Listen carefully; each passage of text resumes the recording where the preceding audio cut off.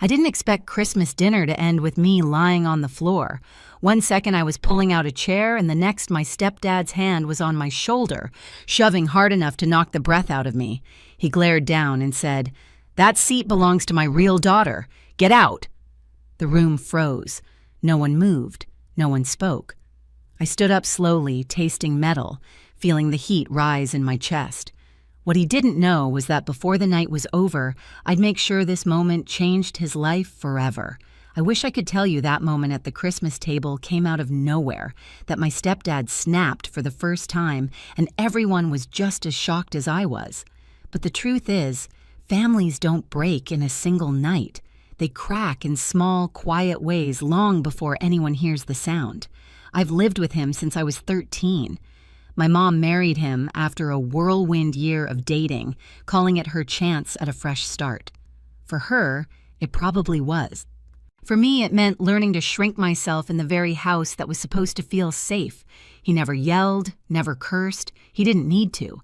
His silence was sharp enough. A raised eyebrow here, a tight smirk there, a comment about real family, dropped exactly when he knew it would land. Mom always brushed it off. "He's trying his best. You're too sensitive. You read too much into things." I heard those lines so many times they became background noise, like the hum of the old heater in my childhood bedroom. By the time I reached my 20s, I'd perfected the art of taking up as little space as possible. Holidays were the worst, an entire house decorated like a magazine spread, but every room felt colder than the winter outside. His daughter Emily had the spotlight. She didn't do anything wrong. She just existed in the light he made for her, and I didn't. Still, I kept coming back. Not for him, but for my mom. Because some part of me believed that if I tried hard enough, if I stayed long enough, maybe she'd finally see me instead of the version he painted. This Christmas was supposed to be simple. Dinner gifts, forced smiles. I even rehearsed polite answers in the car on the drive over just to avoid giving him anything he could twist into attitude. But the tension hit the second I walked through the door. He barely looked at me. My mom handed me a plate without meeting my eyes. Emily was already sitting at the end of the table, the seat I had taken every year since middle school. I should have recognized the setup. When he pushed me, it didn't just knock me down physically. It knocked down the last illusion I'd been clinging to, that staying quiet would protect me. As I straightened myself, brushing pine needles off my sweater, one thought settled in like ice. Enough. The room went silent after he pushed me, but the silence wasn't protective. It was the kind people use when they're waiting to see how much humiliation you'll swallow before you make things uncomfortable for them. My mom gasped, but not in the way a mother gasps when her child is hurt. It was the sharp inhale of someone embarrassed that the moment wasn't staying neatly under the rug where she preferred it. She reached for a napkin like she could erase what just happened with a swipe of linen. "Ava, sweetie, just sit somewhere else." She whispered, eyes darting between me and him like I was the one who started this. Emily stared at her plate, pretending to adjust her bracelet. She wasn't cruel, just too used to being the girl worth defending. I pulled myself up, palms stinging from hitting the hardwood. My stepdad didn't even flinch. He stood over me, shoulders squared, hand still gripping the back of the chair he'd ripped from me, his voice cutting through the tension. "I said what I said," he repeated. "This seat belongs to my real daughter, real." That word burned more than the fall. I straightened my sweater, forcing my voice to stay level. "You could have just asked me to move." He smirked, a small, satisfied curl of the lips. "You never listen unless someone makes it clear." There it was, the truth he never bothered to hide. He didn't want me corrected. He wanted me humiliated. My mom rushed in with a shaky laugh. "Let's not ruin Christmas. Ava, there's a chair by the window. The chair by the window.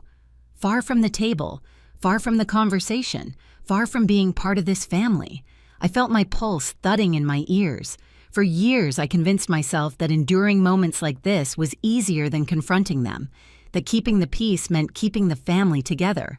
But staring at the table at him, at my mom, at the quiet complicity of every person there, I felt something shift. Not rage, not even hurt, just clarity. I walked to the kitchen instead of the window seat. My hands were trembling as I reached for my coat. My mom followed after me, whispering, "Don't make a scene." I turned to her, the words leaving my mouth before I could stop them. He pushed me. "In front of you. And you're worried about a scene." She blinked, stunned into speechlessness. Behind her, I could still hear him laughing quietly with Emily like nothing had happened, like I was nothing. That was the moment, the exact second I felt the break. A clean snap inside me. I didn't yell, I didn't cry, I just said, "You will regret this," soft enough that only my mom heard. I wasn't threatening him. I was finally choosing myself.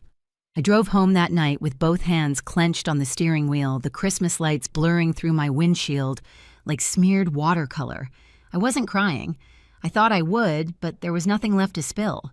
Just a steady, focused quiet, like my mind had finally stopped negotiating with pain it had learned to tolerate. My phone buzzed once, then again, then nonstop. Mom, Mom, again. Then Emily, then Mom. I didn't answer.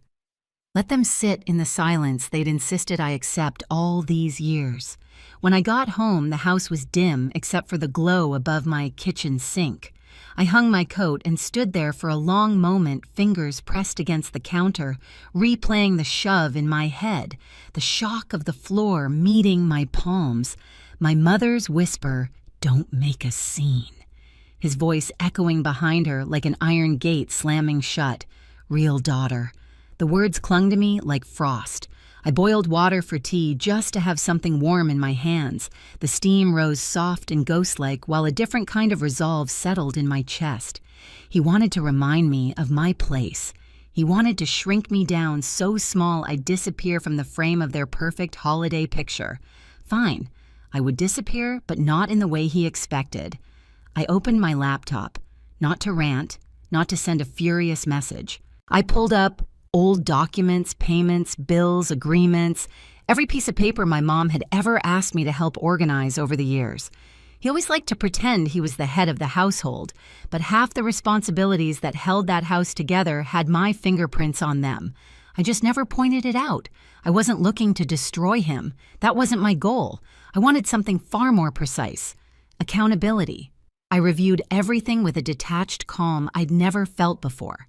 The heating repairs he put in my mother's name but never paid, the credit cards he used that she covered without complaint, the house maintenance he neglected even though he insisted he handled everything. Patterns reveal themselves when you finally stop apologizing for noticing them. By the time the clock hit midnight, I had outlined exactly what I needed to bring forward, not to punish him, but to protect the person who kept choosing him over me without understanding what she was risking.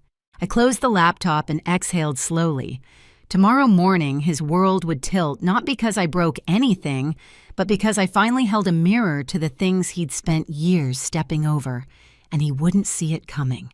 He woke up at sunrise. I know because the first call came at 6:12 a.m. I didn't answer. I was standing at my kitchen counter, pouring cereal into a bowl, the morning light brushing across the tile floor like nothing extraordinary was happening. My phone kept buzzing against the wood, his name, then Mom's, then his again. By the time I sat down, there were 9 missed calls. By the time I finished breakfast, there were 17. By the time I tied my shoes to leave home, the number had grown to 26. I didn't check a single voicemail. Instead, I drove to a small office in the north end of the city, a place I'd visited only once before years ago, when I helped my mom sort out a minor issue with her insurance. The attorney there remembered me instantly. He had kind eyes and a voice like gravel softened with time. "What brings you in today, Ava?" I slid a folder onto his desk. "I need help making sure my mom understands what she's financially tied to and what she isn't." He opened the folder, flipping through the documents I had organized overnight. Statements she had covered repairs, she had paid for maintenance. He had ignored while insisting everything was his responsibility. Nothing illegal, nothing dramatic, just a long, steady trail of a woman carrying weight a man pretended he lifted. The attorney exhaled slowly. "This is a lot. Does your mother know any of this?" "No," I said, because he never let her see the full picture, and she never asked. He nodded, thoughtful. "And what do you want to do?" "I want her to know the truth. I want her to understand what she's been protecting at my expense." He tapped his pen twice against the folder. "We can request a meeting, neutral ground, lay out the information calmly." Nothing confrontational. Confrontation already happened last night, I said quietly. This is clarity. He nodded again. You're not trying to destroy him. No, I said. Just the version of him she thinks she knows. We scheduled the meeting for that afternoon. When I walked out of the office, the cold air hit my face like a baptism. My phone vibrated again, this time with a number I didn't recognize. I let it ring out. When the voicemail icon popped up, I pressed play. It was my mom. Ava, please call me. He's upset. He said you're trying to cause trouble. I don't know what happened last night, but we need to talk. I deleted it. Not out of anger, out of exhaustion. She still didn't understand that what happened last night wasn't a beginning. It was a culmination. By noon, the missed calls had climbed to 33. I spent the rest of the morning at a small cafe across from the attorney's office, warming my hands around a cup of coffee, watching frost melt down the windows. For the first time in my life, I wasn't bracing for the next wound. I was preparing for truth. At 2 o'clock, my mom arrived at the attorney's office alone. She looked tired, her scarf slightly crooked, her eyes rimmed with red, like she'd been crying for hours. She walked toward me cautiously, like I might disappear if she approached too fast. Ava, she whispered. Why are we here? I gestured to the conference room. You'll understand in a moment. When the attorney spread the documents out across the polished table, she stared at them with the kind of confusion that slowly turns into fear. Her fingers trembled as she traced dates and amounts she had completely forgotten about. Why did he put this in my name? She asked. The attorney answered gently. Legally, he couldn't qualify. Your credit carried these obligations. You've been responsible for most of the household expenses. She blinked rapidly. But he told me he handled everything. I didn't say a word. I didn't need to. The attorney continued, nothing here is illegal, but it does show a long pattern of financial dependence that has left you vulnerable without realizing it. Mom leaned back, hand covering her mouth. I had no idea. That was the moment right there when the narrative she'd clung to all these years finally cracked. I saw it in her eyes. The loyalty she had defended, the tone she used to silence me, the excuses she recited on autopilot. All of it collided with the reality sitting right in front of her. And then her phone buzzed on the table. She flinched, turning its screen up. 37 missed calls, all from him. She didn't answer. For a long moment, the room was silent except for the faint hum of the heater. Finally, she looked at me. Last night, when he pushed you, Ava, I'm so sorry. I didn't think it was that serious. I thought you two just argued. I shook my head. He shoved me to the floor, Mom, in front of everyone, and you told me not to make a scene. She winced, like the words themselves were knives. I didn't know what to do, she whispered. He gets angry when I confront him. I thought keeping things calm was better. Calm for who? My voice didn't rise, but it cut through the room like glass. Her eyes filled. I never wanted you to feel unwanted, but I did, I said, for years.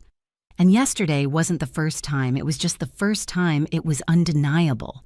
The attorney excused himself to give us privacy. When the door clicked shut, Mom folded her arms over herself like she was trying to keep from breaking apart.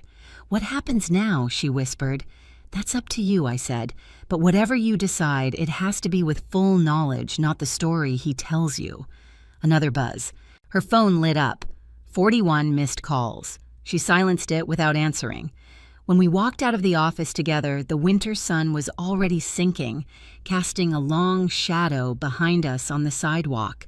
I expected her to leave to return to him like she always did, held in place by habit and fear. But she didn't. She stood beside me, breathing into her scarf, staring at her shoes like she was gathering pieces of herself she hadn't touched in years. Then she said quietly, Ava, I want to go home, not to him, to my sisters, just for tonight. It wasn't triumph. It wasn't revenge. It was the beginning of accountability. As we turned toward the parking lot, my phone buzzed once more. I looked down. 47 missed calls. I didn't smile. I didn't gloat. I just felt relief. He finally knew I wasn't playing by his script anymore.